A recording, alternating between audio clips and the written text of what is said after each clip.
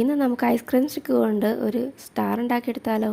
അതിനു വേണ്ടി അധികം കട്ടിയുള്ളൊരു ഐസ്ക്രീം സ്റ്റിക്കല്ല, ഇതുപോലെ നേരിയതായിട്ടുള്ളതാണ്. അതായത് ഈ ഒരളവിൽ കട്ട് ചെയ്തെടുക്കണം. ഇങ്ങനത്തെ ഒരു 10 പീസ് നമുക്ക് വേണം. അതിനായിട്ടൊരു പേപ്പറിൽ ഇതുപോലൊരു സ്റ്റാറിൻ്റെ ഷേപ്പ് വരച്ച് കൊടുക്കുന്നുണ്ട്. ഈ ഒരളവിലാണ് നമ്മൾ സ്റ്റാർ ഉണ്ടാക്കിയെടുക്കുന്നത്. അതിലോട്ടും ഓരോ ഐസ്ക്രീം സ്റ്റിക്ക് കട്ട് ചെയ്തും വെച്ച് കൊടുത്തത് ഇതുപോലെ പശ തേച്ച് ഒട്ടിച്ച് കൊടുക്കുക. ഗ്ലൂ ഗണ്ണുണ്ടെങ്കിൽ അത് വെച്ച് ഒട്ടിക്കുന്നതായിരിക്കും ബെറ്റർ. ഫെവിക്കോൾ ആകുമ്പോൾ ഉണങ്ങാനായിട്ട് കുറച്ചധികം ടൈം എടുക്കും. ഇനി നമ്മൾ ഒട്ടിച്ച് സ്റ്റാർ ഒന്ന് ഉണങ്ങി വരട്ടെ. അപ്പോഴേക്കും നമുക്ക് ഈ സ്റ്റാർ ഒന്ന് സ്റ്റിക്ക് ചെയ്ത് വെക്കാനുള്ള ഒരു സ്റ്റാൻഡ് ഉണ്ടാക്കിയെടുക്കുക. അതിനായിട്ട് ഇതേ അളവിലുള്ള ഒരു 4 പീസ് എടുത്തിട്ട് ഇതുപോലെ ഒന്ന് ഒട്ടിച്ച് കൊടുക്കുക. ഫെവിക്കോളിൽ ഒട്ടിച്ചതുകൊണ്ട് ഈ സ്റ്റാർ ഉണങ്ങി വരാൻ കുറച്ചധികം സമയം എടുത്തു. ഇതുണ്ടാക്കി വന്നപ്പോഴേക്കും സമയം ഒരുപാട് പോയി. ഇനി നമുക്ക് നമ്മൾ സ്റ്റാൻഡ് പോലെ ഉണ്ടാക്കിയെടുത്ത പീസിലോട്ട് ഗ്ലൂ ഗൺ വെച്ചിട്ട് നമ്മൾ ഒട്ടിച്ച് കൊടുക്കുക.